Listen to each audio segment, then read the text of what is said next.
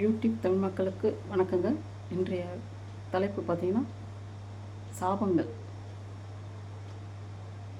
அதாவது யார் மூலியமாக நமக்கு சாபங்கள் ஏற்படும் அப்படின்றத நம்ம பார்க்க போகிறோம். அதாவது சாபங்கள் 13 சாபங்கள் இருக்குது. நம்ம எந்தெந்த சாபத்தில் நம்ம யாருக்கு விடுறோம், இல்லை நமக்கு யார் மூலியமாக சாபம் வருது என்பதை நம்ம பார்க்க போகிறோம்.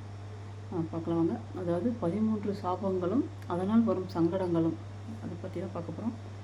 சாபங்கள் மொத்தம் 13 வகையான சாபங்கள் இருக்கிறது. அவை என்ன, அந்த சாபத்தால் என்ன பிரச்சனைகள் வரும் என்பதை தெரிந்து கொள்ளுங்கள். ஒன்று பெண் சாபம், இரண்டாவது பிரேத சாபம், மூன்றாவது பிரம்ம சாபம், நான்காவது சர்ப சாபம், ஐந்தாவது பித்ரு சாபம், ஆறாவது கோ சாபம், ஏழாவது பூமி சாபம், எட்டாவது கங்கா சாபம், ஒன்பதாவது விருச்சக சாபம், 10வது தேவ சாபம், 11 ரிஷி சாபம், 12 முனி சாபம், 13 குலதெய்வ சாபம். அவற்றை ஒன்றொன்றாக நம்ம பார்க்கலாம். பெண் சாபம் என்பது பார்த்திங்கன்னா, இது எப்படி ஏற்படுது என்றால், பெண்களை ஏமாற்றுவதும் சகோதரிகளை ஆதரிக்காமல் இருப்பதாலும் மனைவியை கைவிடுவதாலும் வருகிறது. இது பெண் சாபம் ஏற்பட்டால் வம்சம் அழியும். அடுத்தது பிரேத சாபம்.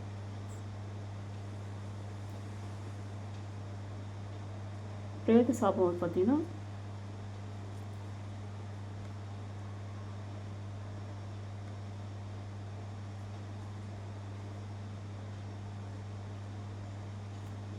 பிரேத சாபத்து இறந்த மனிதனின் உடலை வைத்துக்கொண்டு அவரை இழிவாக பேசுவதும், அவருடைய உடலை தாண்டுவதும், பிணத்தின் இறுதி காரியங்களை செய்ய விடாமல் தடுப்பதும், இறந்தவரை வேண்டியவர்கள் பார்க்க அனுமதி மறுப்பதும் பிரேத சாபத்தை ஏற்படுத்தும்.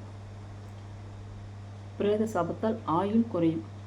பார்த்தீங்களா எவ்வளோ பெரிய விஷயம். அதனால தான் ஒரு ஜாதகத்தில் மாந்தி பகவானை வச்சு தான் நம்ம ஜாதக கணிப்பே சொல்லுவாங்க. மாந்தி எங்கே இருக்கோ அதை வச்சு தான் மெயினாக மலையாளி, அந்த கேரளா பக்கம்லாம் பார்த்திங்கன்னா மாந்தி எந்த பாவத்தில் இருக்கோ அதை வச்சு தான் அவங்க பலனை அவங்க கணிப்பாங்க. அதே போல் தான் இந்த பிரேத சாபத்திலே எனக்கு மெயின் கொடூரமானது பார்த்திங்கன்னா பிரேத சாபம் தான். அதனால தான் இறந்தவர்கள் வீட்டில் சண்டைகள், சச்சரவு, அமளி துமளி எதுவுமே பண்ணாமல் இருந்து அமைதியாக அவர்கள் பிரேதாத்மாவை நம்ம அடக்கம் பண்ணணும் அப்படின்றது தான் மெயின். இந்த பிரேத சாபம் நமக்கு சரி பண்ணும். இதெல்லாம் பார்த்திங்கன்னா நமக்கு பிரேத சாபத்தால் நமக்கு ஆயுள் பலமே குறையும் அப்படின்றது தான் இந்த மெயின் கான்செப்ட். இறந்துட்டாங்க தானே அப்படி சொல்லிட்டு நம்ம பின்னாடி புறம் சொல்லி பேசுகிறது, அவங்கள பற்றி இழிவாக பேசுகிறது. ஒரு மனுஷன் உயிரோடு இருக்கும்போது நம்ம எதை ஒன்றா பேசலாம். ஆனால் இறந்ததுக்கப்புறம் பிறகு அவங்கள பற்றி நம்ம பேசவே கூடாது. ஏன்னா அது பிரேதாத்மா போனதுக்கப்புறம் நம்மளை விட்டு இடையே வேற ஒரு உலகம் போயாச்சு. அது நம்ம திரும்ப பேசும்போது நமக்கு ஆயுள் குறைபாடு வரும் என்பது தான் அது மெயின் பாயிண்ட்டு. அதனால தான் மாந்தி பகவான் எந்த பாவத்தில் இருக்காரோ அந்த பாவம் நமக்கே கெடும். ஏற்கனவே மாந்தி பகவான் பற்றி ஒரு வீடியோ நான் போட்டிருப்பேன், அதை பாருங்கள்.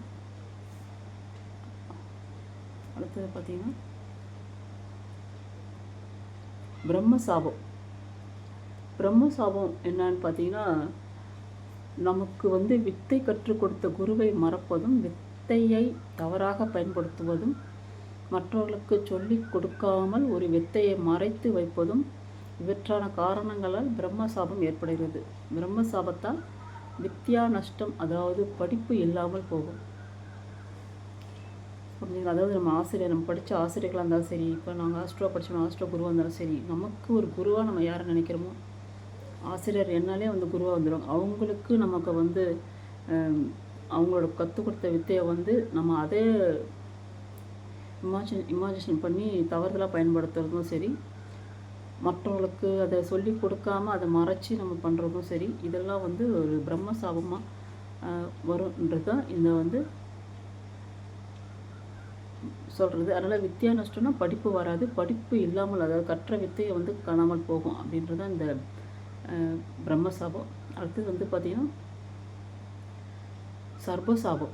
பாம்புகளை தேவையின்றி கொல்லுவதாலும் அவற்றின் இருப்பிடங்களை அழிப்பதாலும் சர்பசாபம் உண்டாகும். இதனால் கால சர்ப்ப தோஷமும் ஏற்பட்டு திருமண தடை ஏற்படும். இதுவும் உண்மைதாங்க. அதாவது ராகு கேது ஒரு பாவத்தில் 7 லக்னத்திலையோ இல்லை 7ஆம் பாவத்திலையோ இல்லை 2ஆம் பாவத்திலையோ இல்லை 8ஆம் பாவத்தில் இருந்தாலே கால சர்ப்ப தோஷம் வந்துடும்.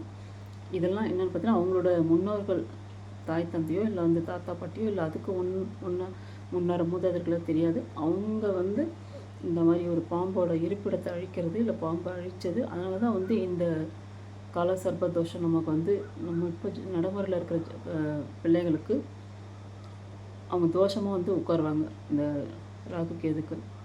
அதுக்கு தான் இந்த தோஷமும் திருமண தடை ஏற்படும் என்பது தான் இது மெயின் ஒரு சர்ப்ப தோஷத்துக்கு ஒரு மெயினாக சொல்கிறது. அடுத்தது வந்து பித்ரு சாபம். முன்னோர்களுக்கு செய்ய வேண்டிய திதி மற்றும் தர்ம காரியங்களை செய்யாமல் மறப்பதும், தாய் தந்தை தாத்தா பாட்டி போன்றவரை உதாசீனப்படுத்துவதும், அவர்களை ஒதுக்கி வைப்பதும் பிறகு பித்ரு சாபத்தை ஏற்படுத்தும்.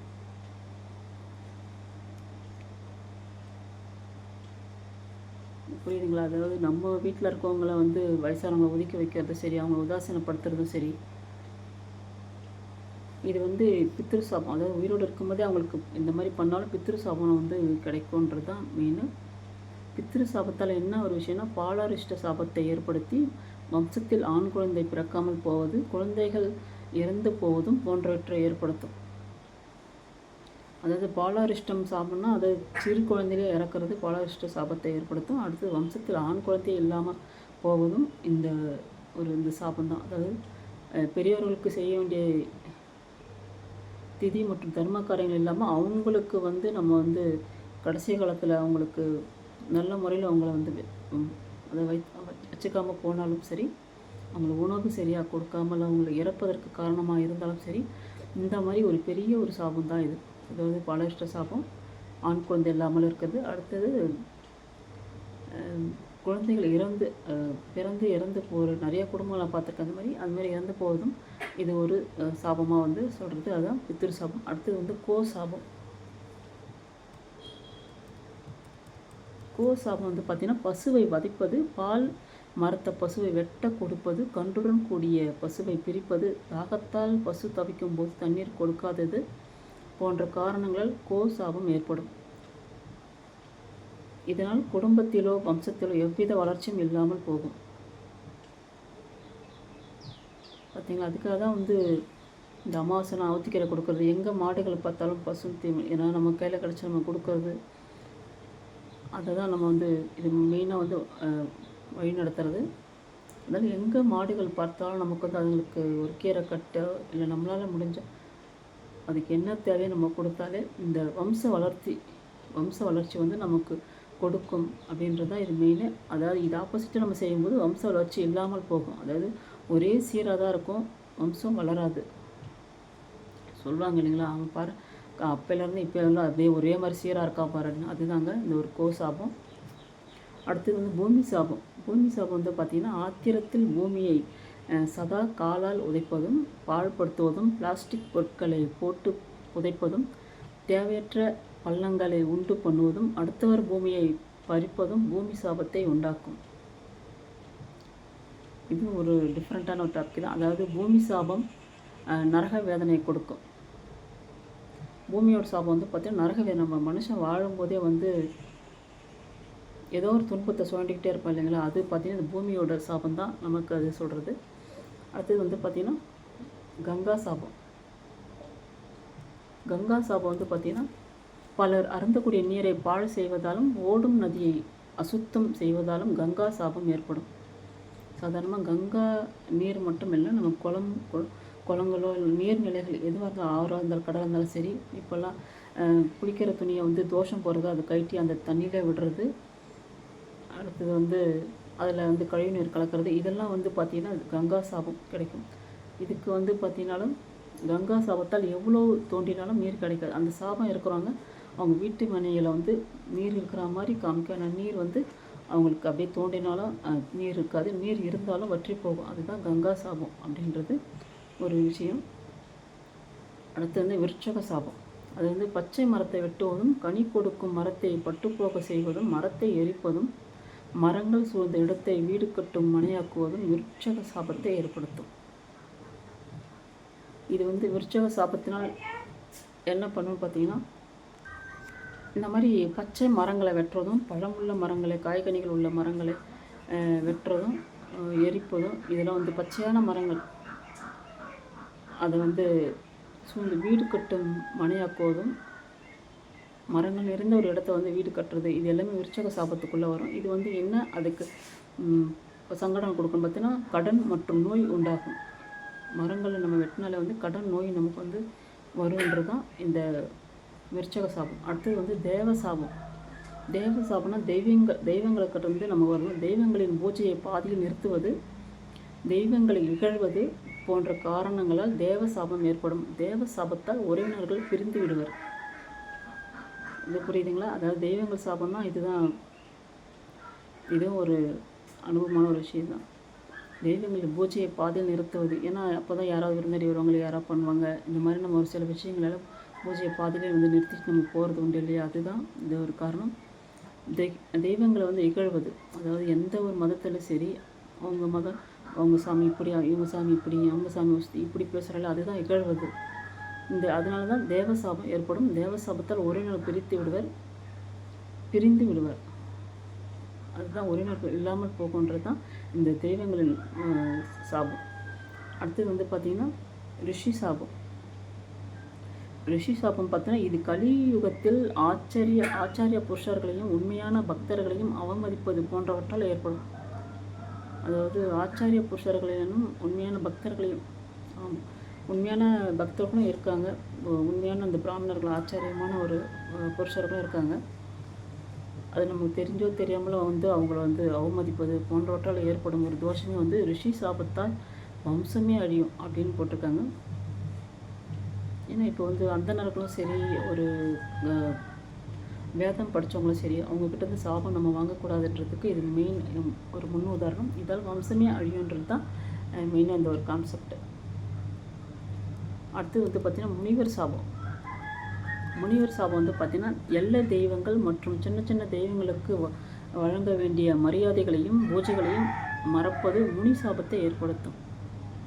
அதாவது நமக்கு ஊர் கிராமங்களாம் உண்டு, ஊரணி பொங்கல் சொல்லிட்டு இருக்கும், இல்லை குல தெய்வங்களும் சொல்லிக்கலாம். எல்லை தெய்வங்களுக்கு தான் நம்ம வந்து ஊரணி பொங்கல் சொல்லிட்டு எங்கள் ஊர் பகுதியில் பண்ணுவாங்க. இந்த மாதிரி சின்ன சின்ன தெய்வங்களுக்கு வழங்க வேண்டிய மரியாதைகளையும் பூஜைகளையும் மறப்பது தான் முனி சாபமாக ஏற்படும். இந்த முனி சாபத்தால் வந்து பார்த்திங்கன்னா செய்வினை கோளாறு ஏற்படும். இதுவும் உண்மைதாங்க, 100% உண்மைதான். அடுத்தது வந்து குலதெய்வ சாபம். நமது முன்னோர்கள் பூஜித்த தெய்வத்தை மறக்காமல் இருப்பது. குலதெய்வ சாபத்தால் குடும்பத்தில் ஒருபோதும் மகிழ்ச்சி ஏற்படாமல் போகும், ஒருவித துக்கம் சூழ்ந்து கொள்ளும். அதாவது குலதெய்வத்தை நம்ம வந்து மறந்தாலும் அதுக்கு தேவையான ஒரு பூஜைகள் நம்ம செய்யாமல் இருந்தால் இந்த மாதிரி வந்து குடும்பத்தில் எப்பயுமே மகிழ்ச்சி இல்லாமல் ஒரு வித துக்கமான சூழ்நிலையாக நமக்கு வந்து குடும்பத்தில் வரும் என்றது தான் இந்த ஒரு கான்செப்டு. சாபம் என்பது நல்லவர்களுக்கும் வரமாக மாறும், தீயவர்களை அழிக்கும். எவ்வளோ வரங்கள் பெற்றாலும் தாங்கள் பெற்ற வரத்தின் பலத்தால் நல்லவர்களை ஒருபோதும் அழிக்க முடியாது. ஆனால் ஆற்றாமல் அழுது பதறிய நெஞ்சிலிருந்து வந்த வார்த்தை சாபமாக மாறினால் எப்பேற்பட்ட வலிமையான மனிதனையும் அழித்துவிடும். இதுதாங்க கொஞ்சம் லாஸ்ட் டாபிக்கு கொஞ்சம் பயமாக இருக்குது. அதாவது ஒருத்தங்க எந்த நம்ம உறவினர் இல்லாமல் வெளி உலகத்தில் யாராக இருந்தாலும் சரி, அவங்க அதுக்கு தான் தத்துவஞானி மகரிஷி சொல்லியிருக்காரு, மற்றவரோட உடலுக்கும் மனதுக்கும் துன்பம் கொடுக்காமல் இருந்தால் நமக்கு எந்த ஒரு வசந்தமும் நம்ம நடக்காதுன்னு. அதேமாதிரி நமக்கு ஒருத்தவங்க வயிறு எரியிற அளவுக்கு நம்ம எந்த ஒரு விஷயம் நடத்தக்கூடாது, பேசக்கூடாது, அவங்களால உடலால் மனதால் புண்படுத்தக்கூடாது. அப்படி பண்ணும்போது தான் அந்த வயிற்றெரிச்சலான உள்ள சாபம் அது பெரிய சாபம் எப்படிப்பட்ட வலிமையான மனிதனை அழைத்து விடும் அப்படின்றது தான் இது மெயின் ஒரு கான்செப்டு. அதனால் வந்து பார்த்திங்கன்னா நம்ம அந்த சாபங்களில் நிறைய இருக்குது. நிறைய பேர் ஒவ்வொரு நட்சத்திரங்கள் வந்து காமனாக போயிடுவாங்க. அந்தந்த பாவத்துக்கு அமைதியான அதாவது ராசிகள் இருக்குது, கொஞ்சம் அரக்கர் ராசியும் இருக்குது. அது மாதிரி ஒரு மெத்தமாக நிறைய எல்லாமே கலந்து கட்டி தான் ஒரு 12 ராசிகள் இருக்குன்னா எல்லா மனிதர்களும் ஒரு குணம் தான் இருக்குது. அதை நம்ம வந்து விதியை மதியால் வெல்லலாம் என்பது ஒரு மனிதனுக்கு முடியும். அது மாதிரி மனிதர்களை பொறுத்தவங்க வந்து பார்த்திங்கன்னா மற்றவங்கள சாபத்துக்கும், அதாவது மிருகமோ மரங்களோ எல்லாமே நம்ம 13 சாபங்களை பார்த்தோம். மரங்களாக இருந்தாலும் சரி சாபமிடும், மனிதர்களாக இருந்தாலும் சரி, இல்லை அது மாடுகளாக இருந்தாலும் சரி, உயிரினங்கள் எதுவாக இருந்தாலும் சரி, நமக்கு அவங்களுக்கு நமக்கு சாபம் வராமல் நம்ம வந்து இருந்தாலே போதும். அடுத்த ஒரு ஜென்ரேஷனில் வந்து நம்மளோட பிள்ளைகள் நல்ல ஒரு தூயமான ஒரு பிள்ளைகள், அவங்களுக்கு எந்த சிக்கல் இல்லாமல் எந்த ஒரு துன்பம் இல்லாமல் நல்ல ஒரு பிள்ளைகளாக இருப்பாங்க, நல்ல வளர்ச்சி வாழ்வாங்க. ஏன்னா நம்ம பேரண்ட்ஸு, நம்ம பெற்றோர்கள் நம்ம கரெக்டாக ஒரு பாவத்தையும் செய்யாமல் இருந்தாலே அதில் என்ன சொல்ல பாருங்கள், சாபம் என்பது நல்லவர்களுக்கு வரமாக மாறும். அப்போது இப்போ வந்து நான் வந்து நல்லதே செய்கிறேன், நான் நல்லதே செய்கிறேன்னு வச்சுக்கோங்க. எனக்கு வேணடியாக யாராவது வேணும்னே எனக்கு சாபம் கொடுத்தாங்கன்னா அது கண்டிப்பாக வந்து வரமாக தான் மாறும் அப்படின்றது தான் இங்கே போட்டிருக்கு. அதே வந்து தீயவர்களை அழிக்கும் எவ்வளோ வரங்கள் பெற்றாலும் தாங்கள் பெற்ற வரத்தின் பலத்தால் நல்லவர்களை ஒருபோதும் அழிக்க முடியாது. அதே தீயவர்களாக இருந்தாக்கா அவங்களுக்கு அந்த சாபம் மாறும், நல்லவர்களை ஒருபோதும் அந்த சாபம் வந்து ஒருபோதும் அழிக்க முடியாது, அதாவது பாதிக்காது அப்படின்றது தான் மெயின் கான்செப்ட். அதாவது ஆற்றாமல் அழுது பதறி நெஞ்சிலிருந்து வந்த ஒரு வார்த்தை, அதுதான் கொடூரமான விஷயம். நிறைய பேர் நம்ம யூடியூப்லேயே பார்த்துருப்போம், நிறைய நியூஸ்லாம் பார்த்துருப்போம். தாய் ஒரு பிள்ளையை இழந்துட்டு கதறது, ஒரு தந்தையை இழந்து பிள்ளைகள் கதறது, இதெல்லாம் ஒரு பெண்ணை இழந்துட்டு கதறது, இதெல்லாம் அந்த வயிற்றெரிச்சல், அந்த கொடூரமான ஒரு விஷயம்லாம் வந்து பார்த்திங்கன்னா அது சாபமாக மாறும். அதுக்கு உண்டானவங்க கண்டிப்பாக அதை அனுபவிச்சு தான் தீரணும். அவங்களோட காலத்துக்குள்ளே அனுபவிப்பார்கள். அப்படி இல்லைனாலும் அவங்களோட ஜென்ரேஷனோட அவங்களோட பிள்ளைகள் அனுபவிப்பார்கள். ஏன்னா இதுதான் சாபம் என்பது சாதாரண விஷயம் இல்லை. இதான் வம்ச விருத்தியாக வந்து நம்மளை ஆட்களை வந்து கொல்றது, அதுதான் ஒரு விஷயமே. அதனால் இந்த சாபங்களை வந்து நம்ம வந்து மக்களாக்கிய வந்து நம்ம வந்து ஒருவரோட வழிபாவத்துக்கு ஆளாகாமல் இருந்தாலே போதும். நம்ம உண்டு நம்ம வேலையை உண்டு நம்ம பார்த்துக்கிட்டே போகலாம். யாருக்கும் வந்து நமக்கு உதவி செய்ய போனால் உபத்திரம் பண்ணுற மாதிரியான அந்த மாதிரி முடிஞ்சால் உதவி செய்யுங்க, இல்லைன்னா நம்ம ஒதுங்கி போயிடுங்க. ஒரு துஷ்டரை கண்டா தூர ஒரு அடின்ற மாதிரி நம்ம போயிட்டோம்னா நமக்கு எந்த ஒரு ப்ராப்ளமும் நமக்கு வராது, யாரோட சாபமும் நமக்கு வந்து நம்மளை நெருங்காது. நம்ம நல்லதே நினச்சி போனோம்னா அடுத்தவங்க என்ன சும்மா சாப்பிட்டா கூட நமக்கு அது வந்து கிட்ட வராது, அது வரமாக தான் மாறும்ன்றது. இதெல்லாம் சித்தன் வாக்கு, முனிவர் வாக்கு, இதெல்லாம் அவங்க வச்சுட்டு போன ஒரு வார்த்தைகள் தான். இந்த சாபங்களை நான் கண்டுபிடிச்சி நம்மளால் வந்து சொல்லணும். ஆனால் இதில் அனுபவபூர்வமான உண்மை. சாபத்தால் யார் யார் என்ன அனுபவிக்கிறாங்க, இல்லை சர்வ சாபத்தால் என்னென்ன யார் யார் அனுபவிக்கிறாங்கன்றது எல்லாமே வந்து பார்த்திங்கன்னா நிதர்சனமான ஒரு உண்மை. 100% கண்டிப்பாக இது உண்மையான ஒரு விஷயம். அதனால் சாபங்கள் நீங்கள் தெரிஞ்சுக்க. அதேமாரி இந்த பெண்கள் சாபம்லாம் பார்த்திங்கன்னா பயங்கரமாக இருக்குது. மோஸ்ட்லி இதில் எதுவுமே ஆண்கள்னு வரவே வராது பாருங்கள். ஏன்னா பெண்கள் தான் வந்து ரொம்ப வந்து பாவப்பட்டவங்க. ஆனால் அவங்கக்கிட்டேருந்து வயிறு எரியிற மாதிரி யாருமே வந்து சாபத்தை வாங்கக்கூடாது. அது பெற்றவங்களாக இருந்தாலும் சரி, மனைவியாக இருந்தாலும் சரி, கூட பிறந்தவங்களாக இருந்தாலும் சரி, அவங்ககிட்ட சாபம் வாங்காமல் நம்ம வாழ்க்கையை வழிநடத்தினாலே நம்ம வந்து நல்ல ஒரு அமைதியான ஒரு வாழ்க்கையை, மகிழ்ச்சியான ஒரு வாழ்க்கையை நம்ம வந்து வாழ முடியும் என்பது தாங்க. நன்றி. இந்த வீடியோ பிடிச்சிருந்தால் லைக் பண்ணுங்கள், சப்ஸ்கிரைப் பண்ணுங்கள். அடுத்த ஒரு வீடியோவில் நல்ல ஒரு தகவலாம் நம்ம வந்து சொல்ல இருக்கிறேன். நன்றி.